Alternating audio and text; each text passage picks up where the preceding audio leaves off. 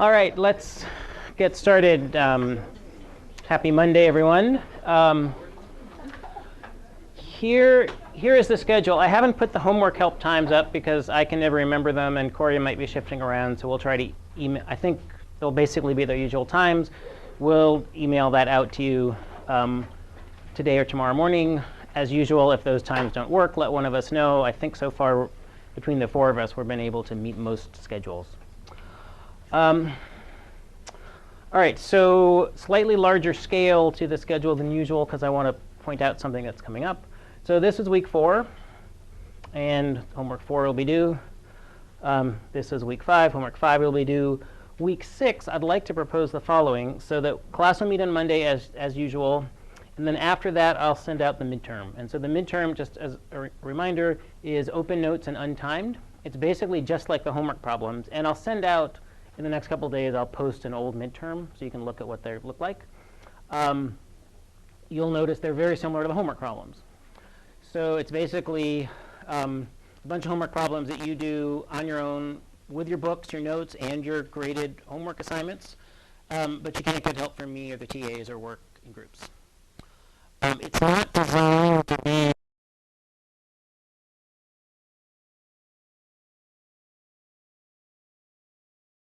It means find the average rate of change, before it was the average speed or average velocity, from x to x plus h. And then let h get closer and closer to 0 and see what the average rate of change gets closer and closer to. So it's this long procedure. We could think of it as the instantaneous rate of change of f of x. Before we talked about it as instantaneous velocity. It's the slope of the function. It's another way of saying that is it's the slope of the tangent line. And different x's will have different tangent lines and thus will have different slopes. And all of this procedural blah, blah, blah and geometric blah, blah, blah is just denoted by this tiny little.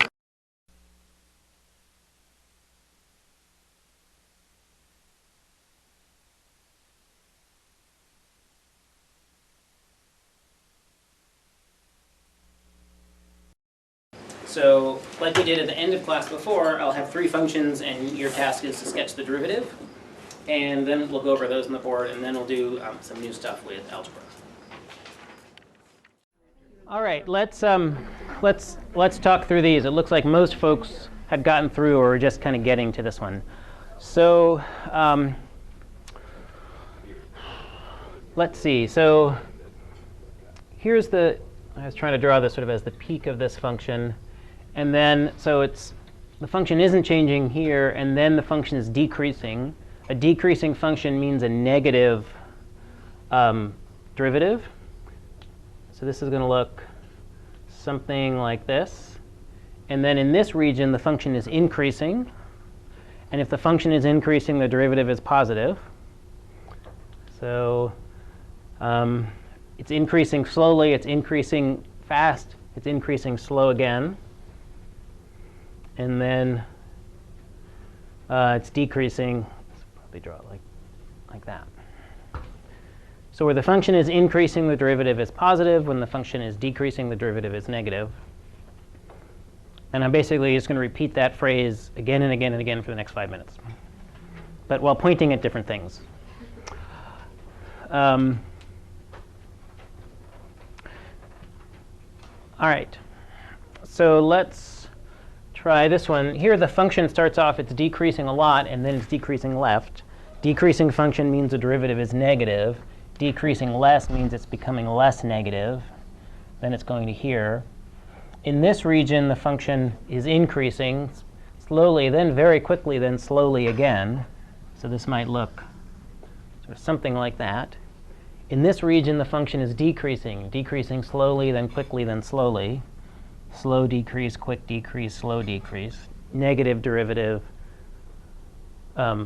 decreasing function, and then the function starts to increase again.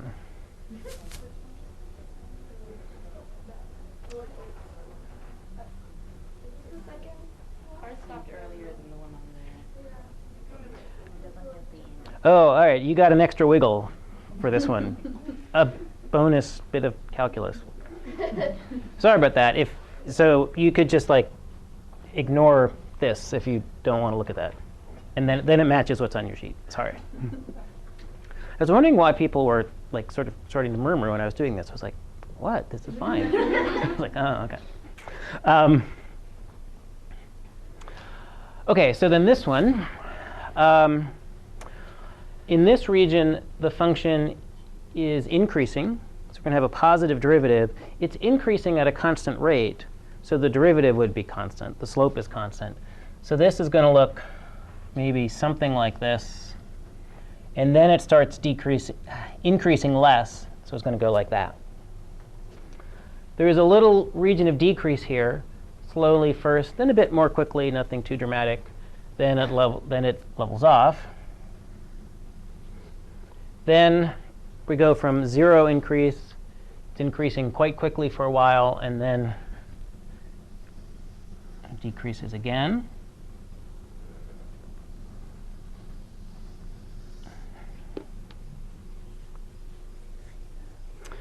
So when the function is increasing, here, here, and here, the derivative is positive.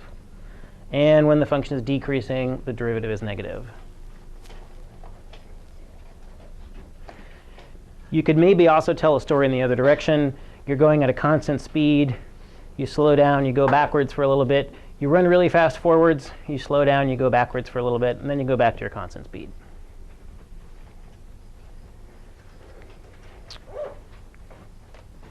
Questions on these?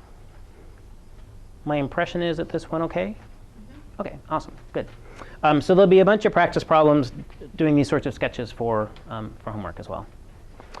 All right, so that's how to think about these derivatives graphically. And we're trying to get this global picture, thinking about whole segments of the function at a time instead of point by point.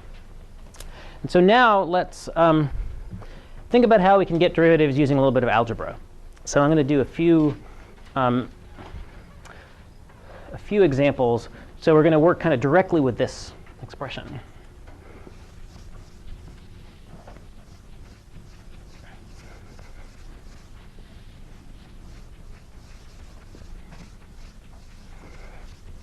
All right, so derivatives using algebra.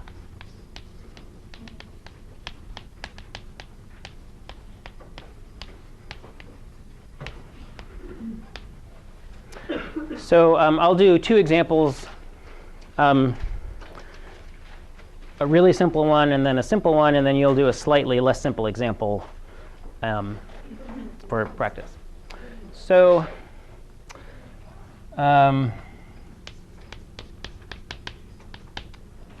let's imagine just about the simplest function possible, a constant function.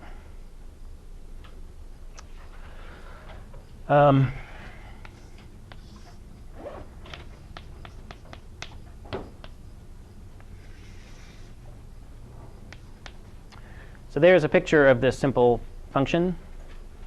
It's just the constant k. It doesn't change. It's constant. So what would the derivative of this function be? What's its instantaneous rate of change? 0, yeah.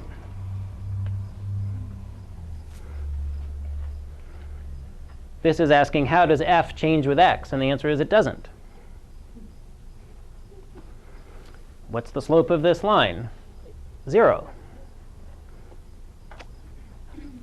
OK, let's do a slightly more interesting example. But I think it's good to step through these. All right. So this will be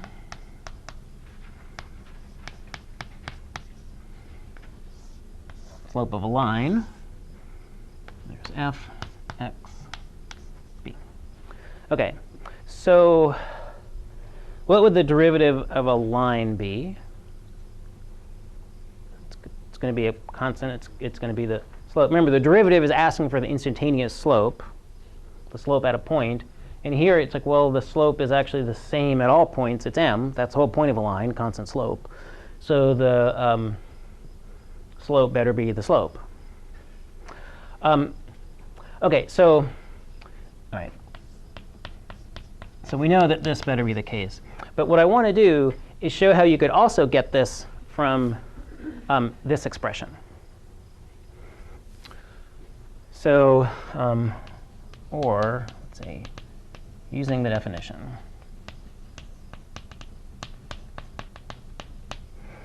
Got f prime of x.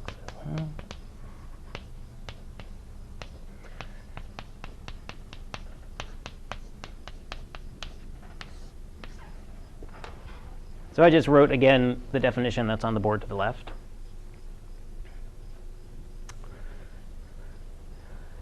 And so far, we've treated this very carefully. You've maybe plugged in a function in numbers, but then you've not really tried to manipulate this much. You've just gone to a calculator and tried out different values of h's, because there's this danger of dividing by 0 here. But we're going to tread carefully, and we're going to see that we can actually do some simplification. We don't have to worry about this division by 0 stuff, and that'll be a much nicer way than having to do all that calculator stuff. So let's just plug in and see what happens. So f of x plus h. Well, I just replace x with x plus h. That's m x plus h plus b. And then I need to subtract from that the function at x. That's mx plus b.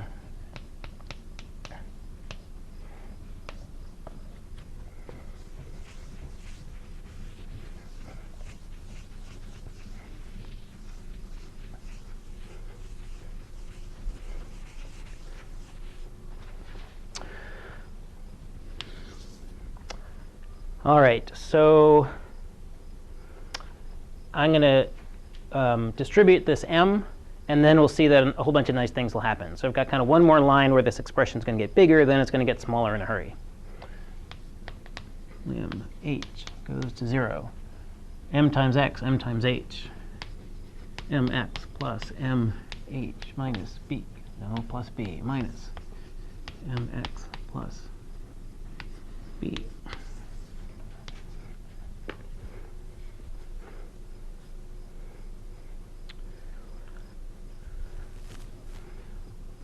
OK.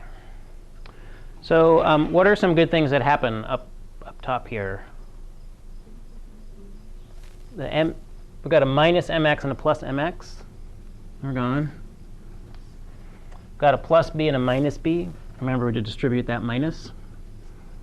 Those are gone.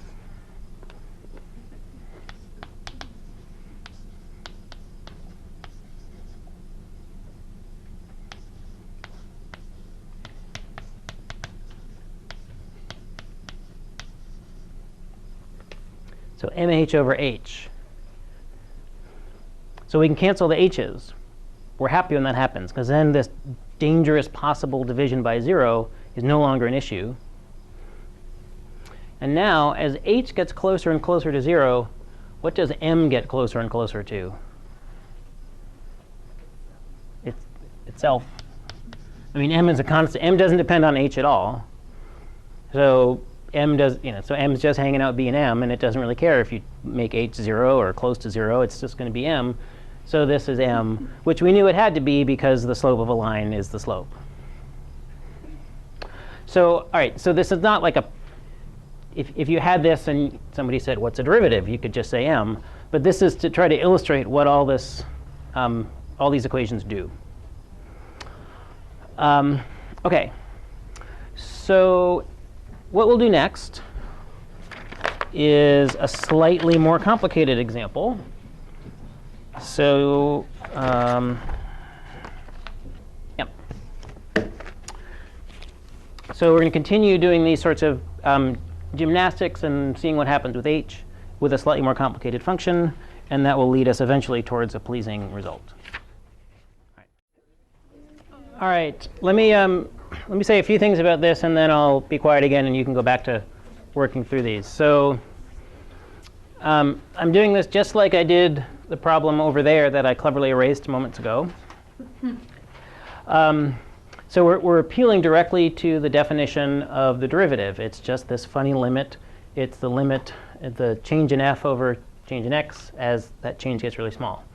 So all right, we have the function. It's 7x squared. So I replace f of x plus h with f of, well, with this. I should just point at what I did. So in other words, instead of x, I have x plus h. So I've got 7x plus h squared minus 7x squared over h.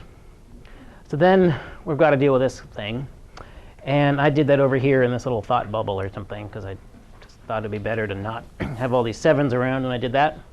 So x plus h squared, that's x plus h times x plus h. That's what it means to square something. Which many of you perhaps learned, the acronym for that is FOIL, first, outers, inners, lasts. Although if you learned your math in a language other than English, you were like, what is he talking about? Yeah. So yeah, it's an English acronym. OK, so first, outer. I don't know if I did these in order, but anyway, x times x times h times x, h times h gives me this. Group-like terms, and there you go. And if you can jump directly to this step, I mean, that's fine, depending on how facile you are with binomials. So OK, so we get this. Now I'm just going to put this expression in here. And we've got a 7 hanging out in front of it. I'm going to just distribute the 7. So this may be more steps than necessary. But I thought I would err on the side of writing too much rather than too little. OK, so then the nice thing happens. 7x squared minus 7x squared. Those terms go away. Why do I say that's nice? Well, looking ahead, now I've got h's above and h's below. And it's this h that I'm really worried about. Like the bottle of soda, this may or may not explode. So, but once we cancel, there's no h on the bottom. It's not going to explode. OK, so just a bunch of algebra here. Now, finally, we get to think about this limit. So let's do these two pieces one at a time. So as 7h gets closer and closer to 0, sorry. As h gets closer and closer to 0, what happens to 7h? It's also going to go to 0. And what about 14x? As h gets closer and closer to 0, what happens to 14x? Yeah, it doesn't care about h. So it's just. So we have just found all right. So I'm not sure. Maybe some of you are a little bit unnerved because there's an x in the answer. But that's a good thing, because the slope of this function is not constant. Different x's have a different slope. It's curving upwards. And that's what this says, that the slope of this function is itself, it depends on x. All right, so the rest of the ones on this sheet are similar to things we've done before. So unless there are questions, let's work through 2 to 6, and then we'll reconvene. Yeah. All right. So we found, using the limits and some algebra, that f prime of x is 14 of x, 14 times x. It's a function of x. The slope is no longer constant. So we could choose a value, choose an x, and plug into the formula and get the slope at that point. So this is saying at x equals 2, the slope is 28. So there are other ways that we can estimate the slope at a point. We've already done this before, but let's do this again. We could also use difference quotients at x equals 2 and then evaluate on a calculator. And if one does that and one remembers to put a square here, which I neglected to do, you should get something that's sneaking up on 28. So this would be the average rate of change from 2 to 2.1. And this is the average rate of change from 2 to 2.01. And as that interval around 2 gets smaller and smaller and smaller, this number is getting closer and closer and closer to 28, which is what you found exactly using algebra. Another way one could do it is to draw the tangent line. Here's a sketch of that. I drew a tangent line. It's in purple. And then choose 2 points on the line, do run, one divided by the other. And I estimated 22.5. It's a little disappointed, but maybe you estimated something better, or maybe the problem is when I'm making the line, I think to myself, it'd be so nice if that line went through a particular square, particular corner. So I probably bias it by trying to tilt it so that I don't have to approximate squares. Anyway, so 22.5, close to 28. I'd hope for a little bit closer. Maybe you got closer. So let's see. If it seems like you're doing the same thing again and again, that's right, you are. I mean, you're doing it in different ways.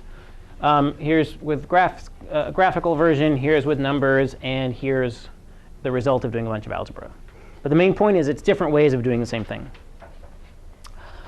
OK, so lastly, let's look at this graph.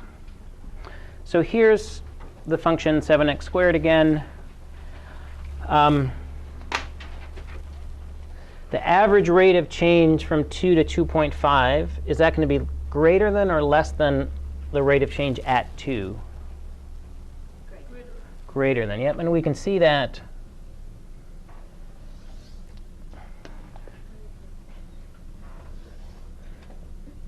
so the slope of the blue line is greater than the slope of the red line. The slope of the blue line that goes through the function at 2 and 2.5 is the average rate of change. And then the pink is the instantaneous rate of change exactly at 2. And we would have a similar story here.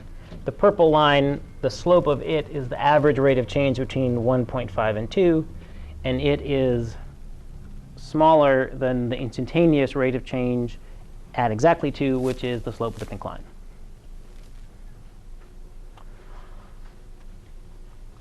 Questions on any of these? All right, so let me mention one more thing from 2.3, and then we'll start talking about 2.4. So where do I want to do that? I guess I'm going to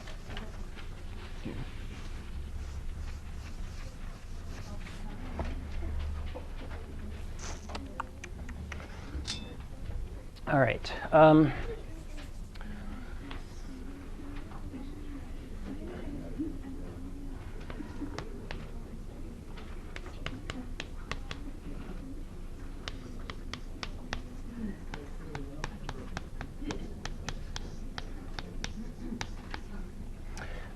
So this was what we've already seen. That's what's happening all over there on the left-hand board. That if the function is 7x squared, the derivative is 7 times 2x, also known as 14. Suppose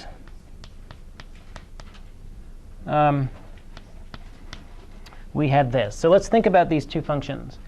This is a parabola. What does this 7 do to that parabola?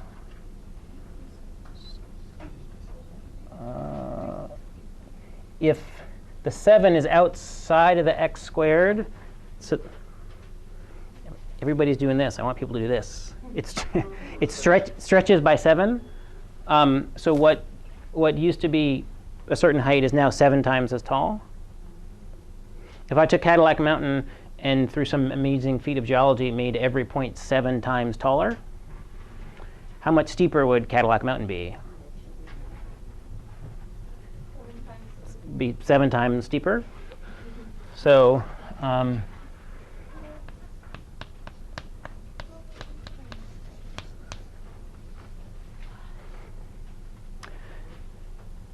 so if I get rid of the 7, I get rid of the 7. That should be clear enough, right? Imagine, OK, so if I had you do this in this one first, and then said, well, what if I made the function 7 times as steep by stretching it up by 7? What would happen to the slope? You would have told me, oh, it's 7 times as large as before. So, yeah. OK, good. So we just happened to do this one first, and then I argued from here. So I guess that's what I'm trying to say. So we did a, or if you wanted, and I wouldn't recommend doing this in your notes, you could go over here and say, I don't like this 7. And you could just remove all the 7s from this calculation, and you would get 2x. Really. Well, OK, so the 7x, so when we FOIL this out, we're going to get a 7x squared. And that's the thing that gets annihilated by this 7x squared. Then the key 2 is this 2. The 2 is what shows up in the middle when we FOIL out that squaring.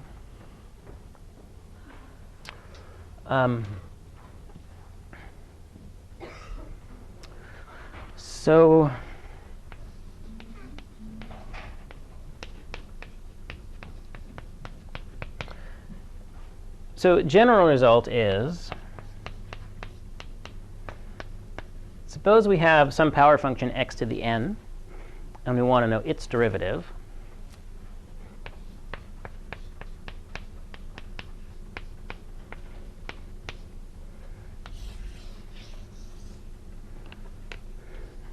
The rule turns out to be that you bring down an n and then take the exponent and knock it down by 1.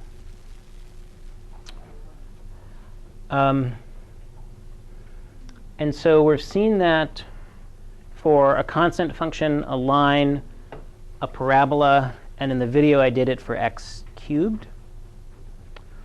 And I'm merely asserting at this point that this is true for all n, not just 0, 1, 2, and 3. So this is the first of a large number of shortcuts for derivatives. This is like just going to Hannaford and buying the derivative instead of growing it yourself, which is a perfectly fine thing to do. That's where I get most of my food, even though I know it's important to garden and understand what plants are. So this is yet another way of finding derivative. It doesn't work for all functions, just for functions that are like this. And in chapter 3, we'll learn lots more shortcuts. But the book, sort of as a preview, I think it thought, well, let's do this shortcut first. Partly maybe because this comes up a lot. It's a relatively easy one to derive. But I guess the last thing I'll say about this, just a reminder, is that this doesn't tell you what a derivative is. It just tells you how to find it quickly. Just like going to Hannaford doesn't really tell you where food comes from, but it is convenient if you're hungry. So those of people who have had calculus before, this is often, particularly people who have had calculus a long time ago, this is often the one and only thing people remember from calculus. It's sort of sad. So if you've had calculus before and like, oh, this thing, yeah, I remember having to deal with that. And so I'll say a little bit, I think I'll do a short video where I'll try to justify this a little more formally. And you may or may not like that justification, but it's definitely not worth doing in class because it's even more algebra, and I think we're at algebra saturation. OK, so that's 2.3. Let's start talking about chapter 2.4, which is how to think about what derivatives mean in terms of words. So let's see. I'll erase this board with all this algebra that's just been staring at you for a while.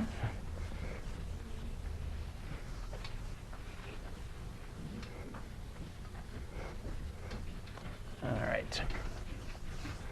So here we are, 2.4.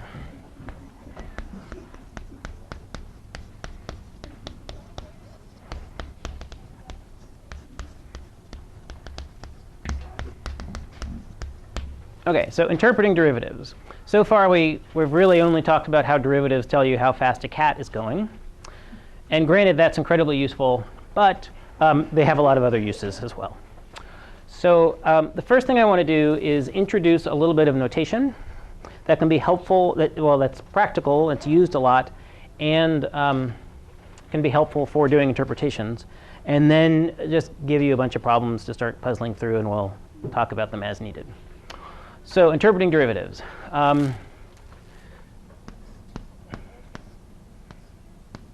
So we've seen that notation. This is also often written this way. So on the left is Newton's notation, and on the right is Leibniz notation. That's of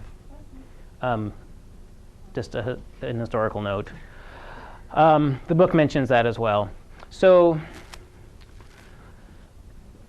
this is the rate of change of the function at the point x. And the rate of change, well, it's how fast the function is changing. It's what I was saying. Let me get a picture to go with this.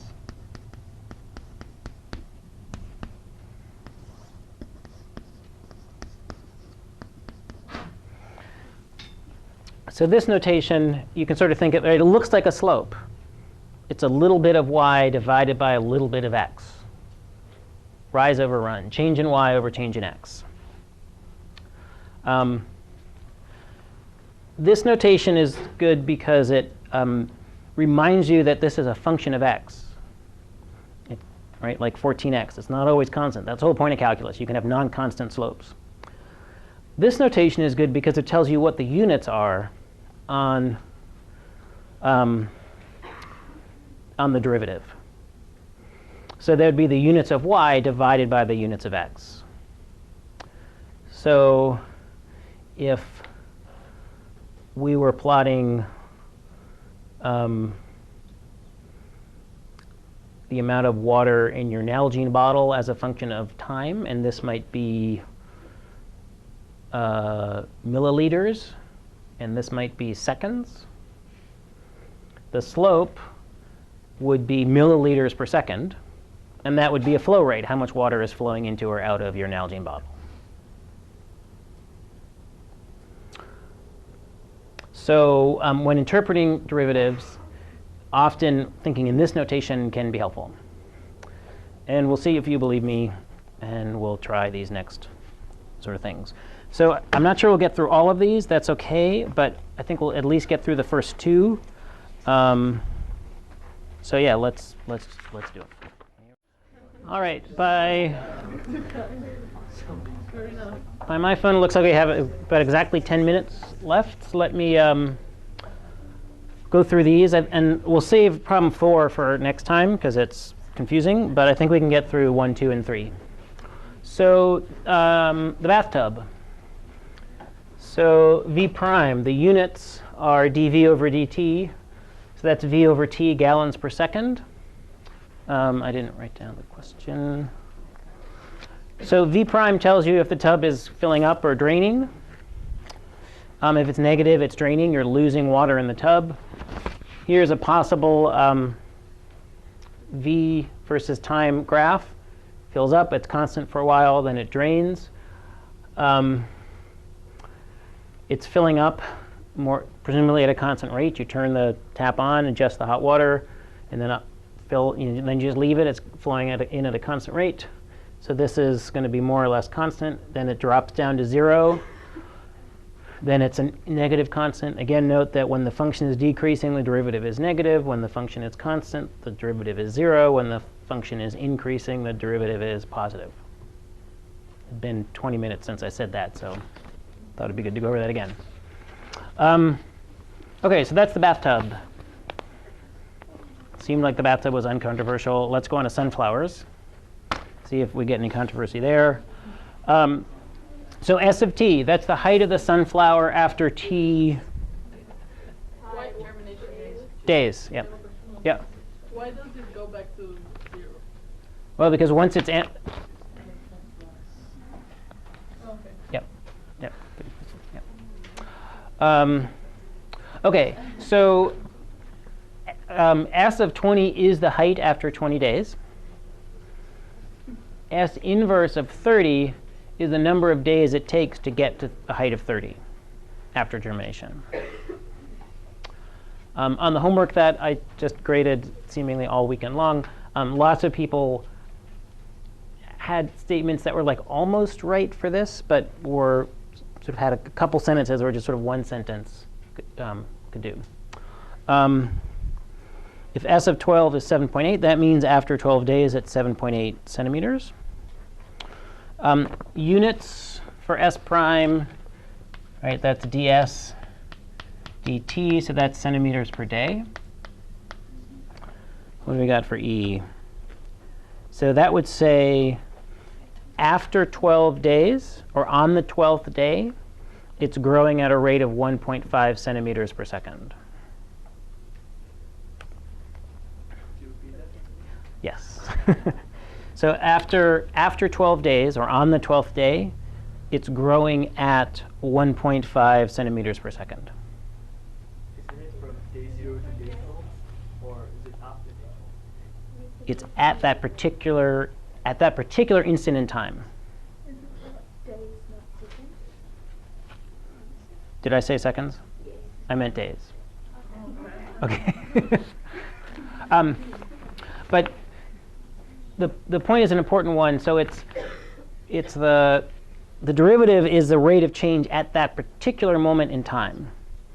So it's not the case that it's grown at that rate of 1.5 centimeters per day over those 12 days. It's just at that particular day. And then we can use that to make a guess of what S of 14 is. So can we do that? Yeah. So S of 12. All right, so let me write this, and then we'll talk. Let's see, 3, is it 10.8? OK.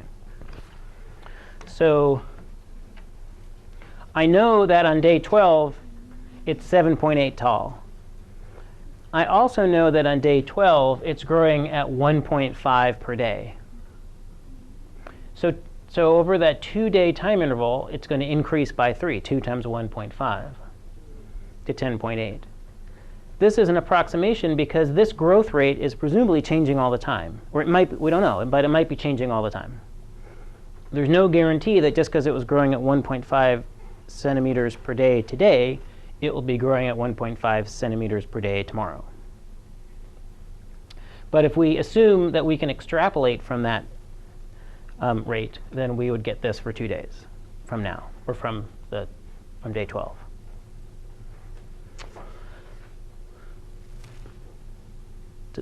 Does that? I mean, we'll encounter this idea again. All right, so let's see. Using our extensive knowledge of sunflowers, let's graph the height of a sunflower. And so I don't really know much about sunflowers. You can probably buy them at Hannaford, but it probably would look something like this. Yeah. Okay. And yeah. All right. Yeah. Fine. And then they die, or it's Halloween, and the kids stamp on them or something. Horrible things happen. All right. So anyway, they meet some sort of horrible end. So let's see. So then the derivative, that's just the slope of this function. It's increasing, and then it's increasing less.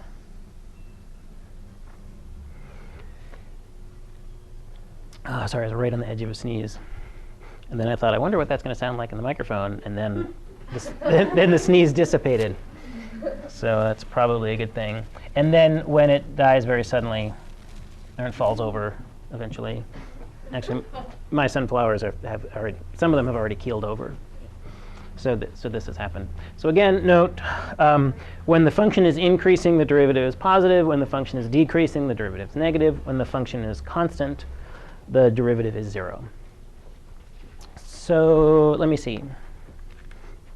All right. So what we'll do next time is we'll start with the pizza example and the fuel efficiency example. And then we'll do a few more examples like this that will get weirder and weirder. And then we'll go into 2.5.